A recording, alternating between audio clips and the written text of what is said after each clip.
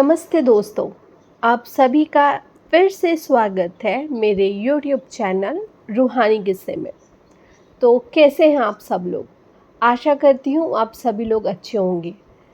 तो आज ना मैं एक और आप लोगों के लिए कहानी लेकर आ गई हूँ जो कि बहुत ज़्यादा रोमांच से भरी और बहुत ही ज़्यादा हॉरर और क्रीपी होने वाली है।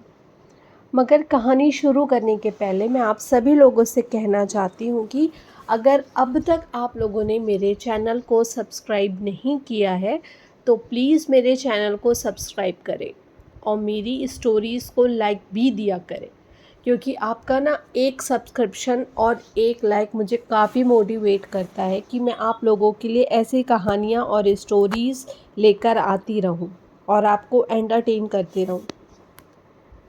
तो चलिए दोस्तों, आज की कहानी शुरू करते हैं। और जो आज की कहानी होने वाली है ना, वो प्रेतनी के ऊपर है और ये काफ़ी रहस्य से भरी रहने वाली है। तो बिना किसी देरी कहानी शुरू करते हैं। ये कहानी है एक समूह की जो पहाड़ों की यात्रा पर गया था, लेकिन उनका यह सफ़र एक डरावनी और खौफनाक दास्तां में बदल गया। इस कहानी को सुनने के बाद शायद आप कभी अकेले यात्रा करने से पहले कई बार सोचेंगे। ये घटना कुछ साल पहले की है, जब 5 दोस्त राहुल, संजय, कविता, शिखा और रोहन ने एक एडवेंचरस ट्रिप का प्लान किया। वे सभी शहर के भागदौड़ से दूर पहाड़ों में शांति और प्राकृतिक सौंदर्य का आनंद लेने के लिए एक अनजान पहाड़ी की यात्रा पर निकले। उन्होंने एक छोटा सा गांव चुना, जहां से कुछ ही किलोमीटर दूर एक पुरानी और वीरान पहाड़ी थी, जिसे अनजान पहाड़ी कहा जाता था। स्थानीय लोग उस पहाड़ी के बारे में बहुत कम बात करते थे। जब राहुल और उसके दोस्तों ने गांव वालों से उस पहाड़ी के बारे में पूछा तो उन्होंने कहा, वहां पे मत जाना, यह जगह एक श्रापित स्थल है। कोई नहीं जानता कि वहां क्या होता है, लेकिन जितने लोग वहां गए हैं वे या तो वापस नहीं आए या फिर पागल होकर लौटे हैं। राहुल और उसके दोस्तों ने गांव वालों की बातें मजाक में उड़ा दिया। उन्हें यह सब अंधविश्वास लगा। वे उत्साहित थे और किसी भी चुनौती का सामना करने के लिए तैयार थे। हम वहां जरूर जाएंगे, राहुल ने हंसते हुए कहा। संजय ने भी हंसते हुए कहा, अगर हमें कुछ भूत प्रेत मिलेंगे तो उनसे भी बात कर लेंगे।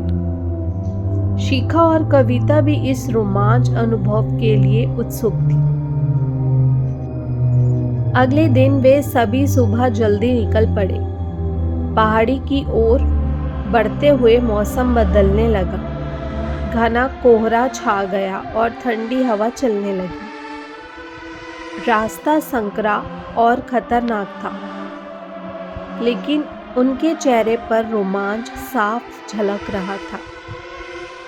पहाड़ी तक पहुंचने के लिए उन्होंने लगभग 3 घंटे का समय लिया। जैसे ही वे पहाड़ी के शिखर पर पहुंचे, माहौल पूरी तरह बदल गया। वहां चारों ओर सन्नाटा पसरा हुआ था। ना कोई जानवर, ना पक्षी, एक भयानक शांति। केवल तेज हवा का झोंका और तेज हवा की आवाज गूंज रही थी। राहुल ने कहा, यह जगह सचमुच अजीब है, लेकिन डरने की कोई बात नहीं। संजय ने हंसते हुए कहा, चलो यहाँ थोड़ा समय बिताते हैं। हम सब ने इतना लंबा सफर तय किया है और इस जगह को खुद देखने का यही तो असली मजा है। वे सभी एक बड़े चट्टान पर बैठ गए। और अपना सामान खोलने लगे। पर जैसे ही उन्होंने अपना सामान निकाला, शिखा ने महसूस किया कि उसके कानों में कुछ अजीब आवाज़ें आ रही हैं। वह चौंक कर इधर उधर देखने लगी। क्या तुम लोगों ने सुना? जैसे कोई बुदबुदा रहा हो, शिखा ने पूछा।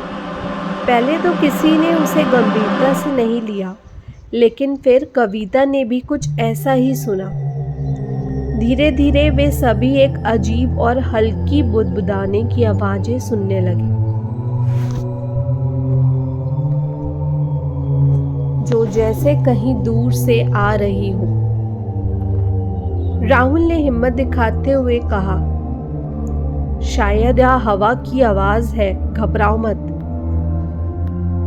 अचानक राहुल ने महसूस किया कि उसकी पीठ के पीछे कोई खड़ा है। उसने मुड़कर देखा, लेकिन वहां कोई नहीं था। उसका दिल जोर से धड़कने लगा। शिखा ने भी महसूस किया कि किसी ने उसके बालों को खींचा। जब हर कोई समझ चुका था कि यहाँ कुछ गलत है, रोहन ने कहा, हमें यहाँ से निकलना चाहिए, यह जगह ठीक नहीं लग रही। लेकिन जब उन्होंने अपना सामान समेटना शुरू किया तो एक और भयानक घटना घटी। पहाड़ी की चोटी पर खड़ी एक पुरानी और सूखी पेड़ की डाली अचानक जोर से हिलने लगी, जबकि हवा की गति इतनी तेज नहीं थी। अमित ने देखा कि पेड़ के पीछे कोई काली आकृति थी। वह आकृति धीरे धीरे उनकी ओर बढ़ रही थी। उसके पास कोई चेहरा नहीं था, बस एक काला धुंधला साया। आकृति का आकार जैसे जैसे पास आता गया, सभी की धड़कनें तेज हो गई। संजय ने चिल्लाते हुए कहा, भागो! लेकिन जैसे ही वे भागने की कोशिश करने लगे, उनके पैर जड़ हो गए। उनकी आंखों के सामने वह आकृति और डरावनी होती गई। आकृति ने जैसे उन पर जादू कर दिया हो। वे सभी हिल भी नहीं पा रहे थे। काली आकृति जब एक महिला के रूप में सामने आई, वह पूरी तरीके से सफेद कपड़ों में लिपटी थी और उसके बाल बहुत लंबे और बिखरे हुए थे। उसकी आंखें लाल थीं, जैसे किसी आग की लपटें हो।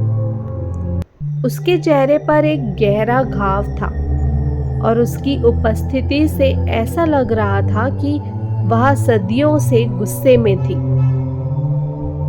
क्यों आए हो यहाँ? उसकी आवाज मानो हवा में गूंजती हुई आई। राहुल ने हिम्मत जुटाकर कहा, हम बस देखने आए थे, हमें माफ कर दो। प्रेतनी ने जोर से चीख मारी।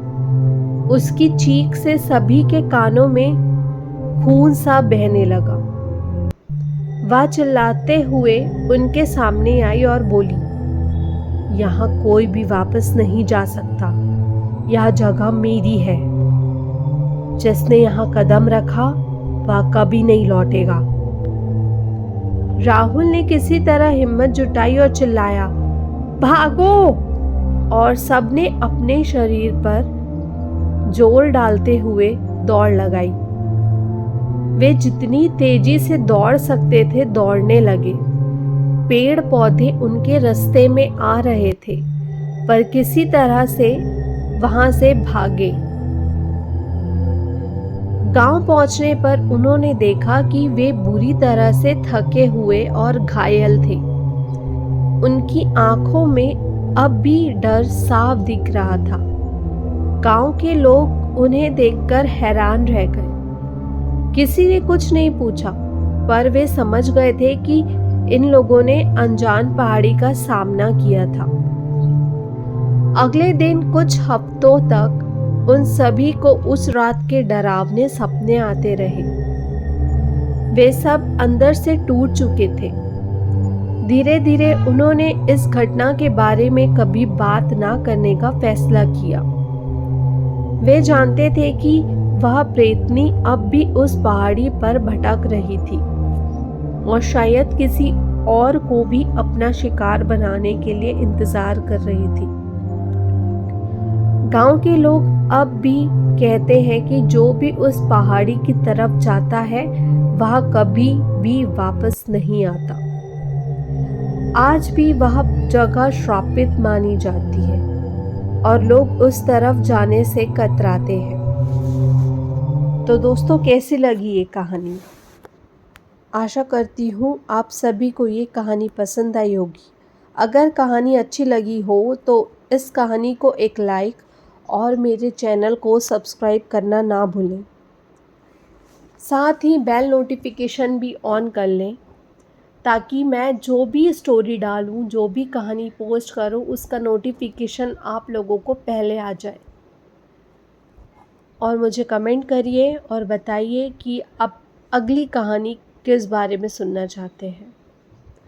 मैं रोज़ आपसे कमेंट करने और लाइक और सब्सक्राइब करने बोलती हूँ, मगर फिर भी मुझे ना आप लोग कमेंट करते हो ना मेरी स्टोरीज़ पे लाइक आते हैं। तो चलिए, इसी उम्मीद के साथ कि आप लोग एक दिन कमेंट ज़रूर करेंगे और मुझे लाइक ज़रूर करेंगे, सब्सक्राइब चैनल को ज़रूर करेंगे। मैं आप सभी लोगों से फिर से मिलती हूँ एक और कहानी के साथ, एक और हॉरर और सत्य घटना के साथ, और रोमांच से भरी एक और दुनिया, अलौकिक दुनिया के बारे में जानने के लिए। तब तक के लिए आप सभी अपना ख्याल रखिए। Bye bye, take care and thank you for watching.